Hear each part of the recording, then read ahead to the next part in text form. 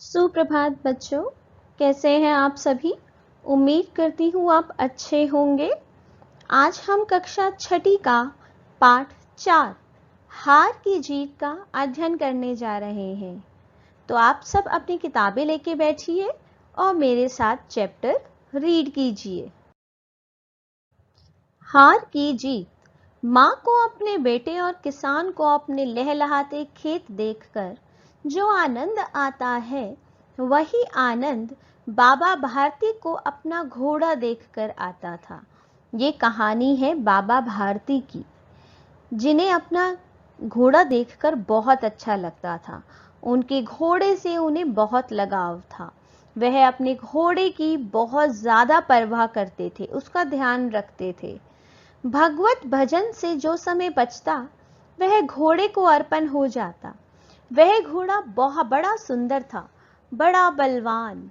उसके जोड़ का घोड़ा सारे इलाके में न था, अर्थात उसके जैसा घोड़ा कहीं और था ही नहीं। बाबा भारती उसे सुल्तान कहकर पुकारते। उनका नाम क्या था? घोड़े का सुल्तान। अपने हाथ से खरहरा करते, खुद दाना खिलाते। खरहरा मतलब उनके खाने के लिए जो घास वगैरह सब मिलाई जाती है, उसको मिलाते थे। खुद दाना खिलाते और देख देख कर प्रसन्न होते थे।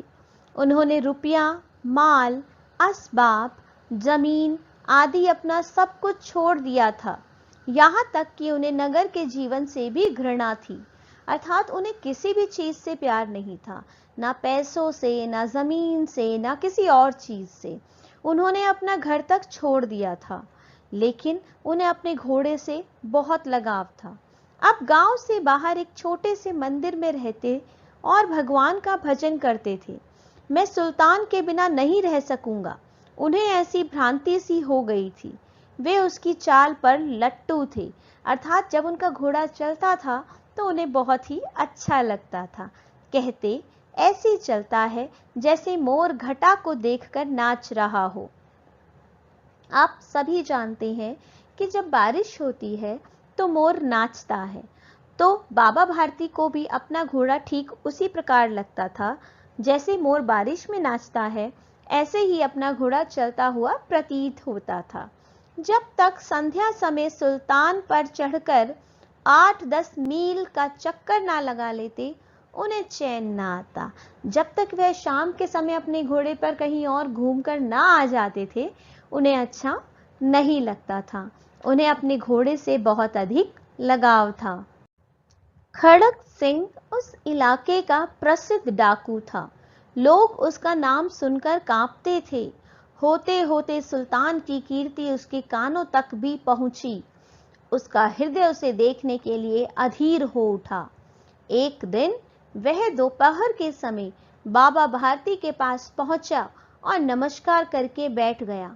जहां बाबा भारती रहते थे, उसी इलाके में खड़क सिंह नाम का एक डाकू था। उसे पता चला सुल्तान के बारे में। सुल्तान के बारे में सुनकर वो बहुत हैरान हुआ और वह सुल्तान को देखना चाहता था।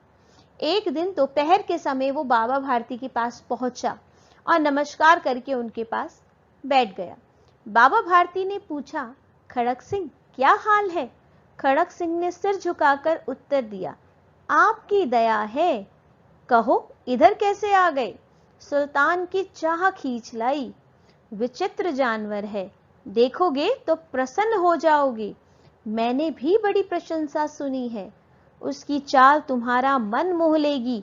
कहते हैं देखने में भी बहुत सुंदर है। इस प्रकार बाबा भारती और खड़क सिंह के संवाद चल रहे थे। बाबा भारती उसे सुल्तान के बारे में बता रहा था और खड़क सिंह भी सुल्तान की तारीफ कर रहे थे। क्या कहना, जो उसे एक बार देख लेता है, उसके हृदय पर उसकी छवि अंकित हो जाती है। यहाँ पे वह सुल्तान की बात कर रहे हैं। सुल्तान उनका घोड़ा। बहुत दिनों से अभिलाषा थी, आज उपस्थित हो सका हूं। बाबा भारती और खड़क सिंह दोनों अस्तबल में पहुंचे। बाबा ने घोड़ा दिखाया घमंड से, खड़क सिंह ने घोड़ा देखा आश्चर्य से। बाबा भारती को बहुत घमंड था कि उनका सुल्तान इतना सुंदर, इतना सुडौल और इतना अच्छा चलने वाला था। और खड़क सिंह घोड़े को देखकर हैरान था कि घोड़ा इतना सुंदर कैसे हो सकता है। उसने सैकड़ों घोड़े देखे थे, परंतु ऐसा बांका घोड़ा उनकी आंखों से कभी ना गुजरा था। सोचने लगा, भाग्य की बात है, ऐसा घोड़ा खड़क सिंह के पास होना चाहिए था। उस साधु को ऐसी चीजों से क्या लाभ। उसे लगा कि खड़क सिंह, क्योंकि खड़क सिंह डाकू है और आपको पता है पहले समय के डाकू तो घोड़े पर ही चलते थे, तो खड़क सिंह को लगा कि साधु का क्या काम है घोड़े के साथ, घोड़ा तो मेरे पास होना चाहिए। कुछ देर तक आश्चर्य से चुपचाप खड़ा रहा। इसके पश्चात उसके हृदय में हलचल होने लगी, बेचैनी होने लगी कि कैसे इस घोड़े को मैं अपने पास लूं। बालकों की तरह अधीरता से बोला, बेचैनी से, बिना रुके हुए। परंतु बाबा जी इसकी चाल ना देखी तो क्या देखी, अर्थात वह उसकी चाल भी देखना चाहते थे। किसकी चाल? सुल्तान की चाल वो देखना चाहते थे। बाबा भारती भी मनुष्य ही थे। अपनी चीज की प्रशंसा दूसरे के मुख से सुनने के लिए उनका हृदय भी अधीर हो गया। उन्हें भी बेचैनी लगने लगी कि वो भी खड़क सिंह के मुंह से अपने सुल्तान की तारीफ सुनना चाहते थे। घोड़े को खोलकर बाहर लाए और उसकी पीठ पर हाथ फेरने लगे। एकाएक उचक कर सवार हो गए। घोड़ा हवा से बातें करने लगा। उसकी चाल को देखकर खड़क सिंह के हृदय पर सांप लौट गया। उसको दुख हुआ कि इतना तेज चलने वाला घोड़ा, इतना अच्छा चलने वाला घोड़ा साधु के पास क्या कर रहा है। वह डाकू है और जो वस्तु उसे पसंद आ जाए उस पर वह अपना अधिकार समझता है। उसके पास बाहुबल है। बाहु मतलब बाजुओं का बल, अर्थात वह ताकतवर है। तो उसे लगता है कि वह किसी से भी अपना काम निकलवा सकता है, वो कोई भी चीज ले सकता है। आदमी थे और बेरहमी थी। जाते जाते उसने कहा, बाबा जी, मैं यह घोड़ा आपके पास न रहने दूंगा। बाबा भारती डर गए। अब उन्हें रात को नींद न आती। सारी रात अस्तबल की रखवाली में कटने लगी। बाबा भारती को चिंता हो गई कि खड़क सिंह कहकर गया है तो मेरे घोड़े को जरूर लेकर जाएगा। सारी सारी रात वे सुल्तान की रखवाली करते रहते। प्रतिक्षण खड़क सिंह का भय लगा रहता। प्रतिक्षण वो यही सोचते रहते कि खड़क सिंह आ जाएगा। परंतु कई मास बीत गए, वह ना आया। यहां तक कि बाबा भारती कुछ असावधान हो गए और इस भय को स्वप्न के भय की नाई मिथ्या समझने लगे कि उन्हें लगा कि जैसे मैंने सपना देखा हो ये उसी प्रकार है। संध्या का समय था। बाबा भारती सुल्तान की पीठ पर सवार होकर घूमने जा रहे थे। इस समय उनकी आंखों में चमक थी, मुख पर प्रसन्नता। कभी घोड़े के शरीर को देखते, कभी उसके रंग को, और मन में फूले ना समाते थे। सहसा एक और से आवाज आई, ओ बाबा, इस कंगले की सुनते हो? कंगला कौन होता है बेटा? भिखारी, जिसके पास कुछ भी नहीं होता। वहीं पर एक व्यक्ति बिल्कुल गरीब जैसा बनकर बैठा हुआ था। उन्होंने बाबा भारती को आवाज लगाई कि बाबा भारती सुनते हो? जरा मेरी भी सुन लो। आवाज में करुणा थी, दया थी। बाबा ने घोड़े को रोक लिया।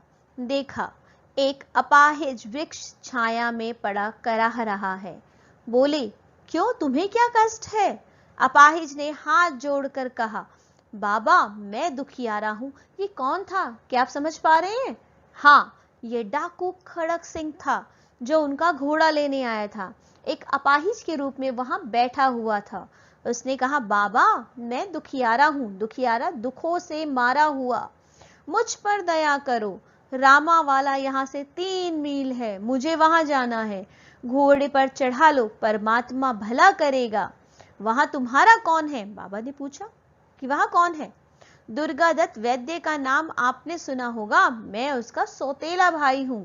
बाबा भारती ने घोड़े से उतरकर अपाहिज को घोड़े पर सवार किया और स्वयं उसकी लगाम पकड़कर धीरे धीरे चलने लगे। सहसा उन्हें एक झटका सा लगा, सहसा अचानक, और लगाम हाथ से छूट गई। उनके आश्चर्य का ठिकाना न रहा। वे हैरान हो गए जब उन्होंने देखा कि अपाहिज घोड़े की पीठ पर तनकर बैठा है और घोड़े को दौड़ाए लिए जा रहा है। उनके मुख से भय, विस्मय और निराशा से मिली हुई चीख निकल गई।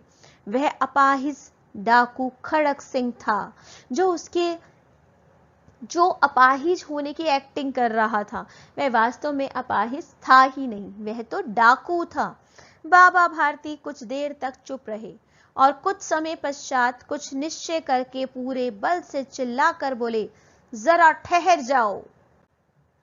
खड़क सिंह ने यह आवाज सुनकर घोड़ा रोक लिया और उसकी गर्दन पर प्यार से हाथ फेरते हुए कहा, बाबा जी, यह घोड़ा अब ना दूंगा, परंतु एक बात सुनते जाओ। खड़क सिंह ठहर गया।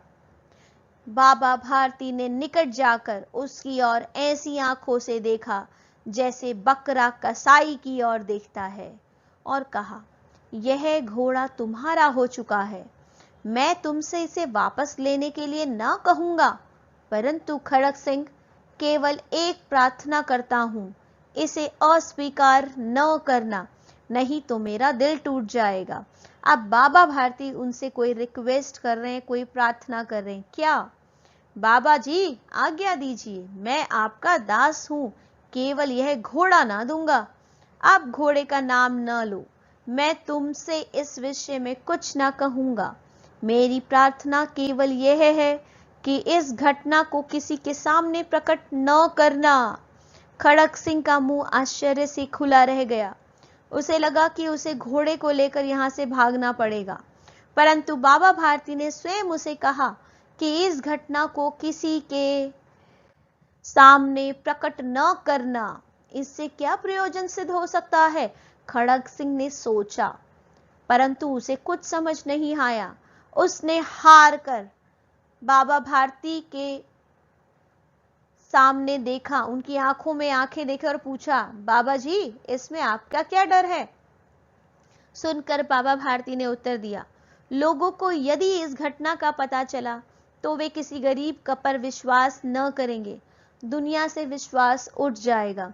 यह कहते कहते उन्हें सुल्तान की ओर से इस तरह मुंह मोड़ लिया जैसे उनका उससे कभी कोई संबंध ही ना रहा हो। यह कहकर बाबा जी वहां से जाने लगे। बाबा भारती चले गए, परंतु उनके शब्द खड़क सिंह के कानों में उसी प्रकार गूंज रहे थे। सोचता था, कैसे ऊंचे विचार है, कैसा पवित्र भाव है। उन्हें इस घोड़े से प्रेम था। इसे देखकर उनका मुंह फूल की नाई खिल जाता था। कहते थे, इसके बिना मैं रह ना सकूंगा। इसकी रखवाली में कई रात सोए नहीं, भजन भक्ति न कर रखवाली करते रहे, परंतु आज उनके मुख पर दुख की रेखा तक दिखाई न पड़ती थी। उन्हें केवल यह ख्याल था कि कहीं लोग गरीबों पर विश्वास करना न छोड़ दे। बार बार खड़क सिंह को वही बातें याद आ रही थी कि कैसे बाबा भारती ने अपने घोड़े के प्रति मोह त्याग दिया, कैसे बाबा भारती भूल गए कि उन्हीं का घोड़ा है। अब उन्हें सिर्फ गरीबों की चिंता हो रही है, ऐसा क्यों? बार बार वह यही सोच रहा था। रात के अंधेरे में खड़क सिंह बाबा भारती के मंदिर में पहुंचा। चारों ओर सन्नाटा था। आकाश में तारे टिमटिमा रहे थे। थोड़ी दूर पर गांव के कुत्ते भौंक रहे थे। मंदिर के अंदर कोई शब्द सुनाई ना देता था। खड़क सिंह सुल्तान की बाग पकड़े हुए था। वह धीरे धीरे अस्तबल के फाटक पर पहुंचा। फाटक खुला पड़ा था। किसी समय वहां बाबा भारती स्वयं लाठी लेकर पहरा देते थे, परंतु आज उन्हें किसी चोरी, किसी डाके का भय ही ना था। खड़क सिंह ने आगे बढ़कर सुल्तान को उसके स्थान पर बांध दिया और बाहर निकलकर सावधानी से फाटक बंद कर दिया। इस समय उसकी आंखों में पश्चाताप के आंसू थे। वह बात बार बार खड़क सिंह के दिमाग में घूम रही थी। रात के अंधेरे में खड़क सिंह आया और सुल्तान को उसके स्थान पर ही बांध दिया। इस समय उसकी आंख में पश्चाताप के आंसू थे कि उसने जो भी किया वो गलत किया। रात्रि का तीसरा पहर बीत चुका था। चौथा पहर आरंभ होते ही बाबा भारती अपनी कुटिया से बाहर निकले और जल में स्नान करने लगे। उनके पश्चात इस प्रकार जैसे कोई स्वप्न में चल रहा हो, उनके पांव अस्तबल की ओर बढ़े, परंतु फाटक पर पहुंचकर उनको अपनी भूल प्रतीत हुई। साथ ही घोर निराशा ने पांव को मन भर का भारी बना दिया। उन्हें बहुत बुरा लगा था, क्योंकि उनका घोड़ा उनके पास नहीं था। वे वहीं रुक गए।